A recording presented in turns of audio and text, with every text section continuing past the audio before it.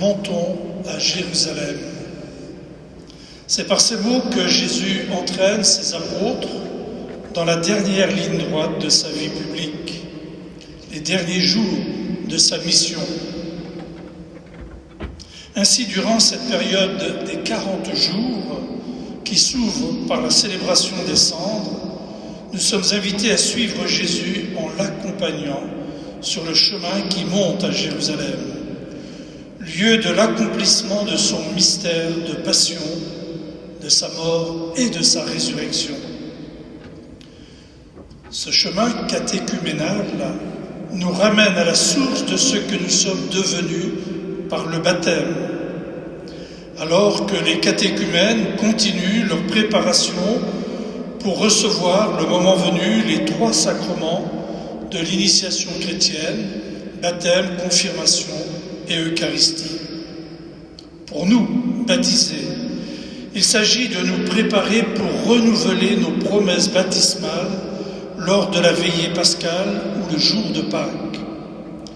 Dans quelques instants, en recevant les cendres, nous manifesterons humblement notre désir de nous convertir et de croire vraiment à l'Évangile pour en vivre et en témoigner. Dans la première lecture, le prophète Joël nous a fait entendre l'appel de Dieu afin que nous revenions vers lui de tout notre cœur en nous exhortant ainsi « Déchirez nos cœurs et non pas nos vêtements ». Il s'agit d'une conversion du cœur et non pas d'un habillage de l'extérieur. Dans la deuxième lecture, l'apôtre Paul nous exhorte au nom de Jésus-Christ à nous laisser réconcilier avec Dieu. Ce temps de pénitence est donc aussi un temps pour ouvrir notre cœur à la miséricorde de Dieu, recevoir le sacrement du pardon, afin non seulement d'être pardonné, mais de devenir capable de pardonner. Et nous savons bien qu'il y a des pardons qui sont difficiles. Dans l'Évangile, Jésus nous propose 3 moyens: le jeûne, la prière et le partage. 3 moyens à mettre en œuvre avec discrétion. Ton Père qui est présent dans le secret voit ce que tu fais en secret, il te le revaudra. La prière, en imitant Jésus qui prie, qui se retire pour prier, en méditant également l'Évangile. À chacun de voir comment aménager des temps pour la prière personnelle, en famille ou en paroisse. Deuxième moyen, le jeûne, en imitant le Christ qui jeûne, renonçant volontairement à la nourriture ou à d'autres biens matériels. Ils sont des dons de Dieu pour notre bien-être et non pour en devenir dépendants. Le jeûne nous rend proches de ceux qui sont privés de nourriture ou privés sur les moyens matériels. Il nous permet aussi de nous désencombrer de ce qui bien souvent nous occupe aux dépens d'autres choses afin de retrouver la vraie liberté. Troisième moyen, l'aumône, en imitant le Christ qui vit et pratique l'aumône avec son regard miséricordieux.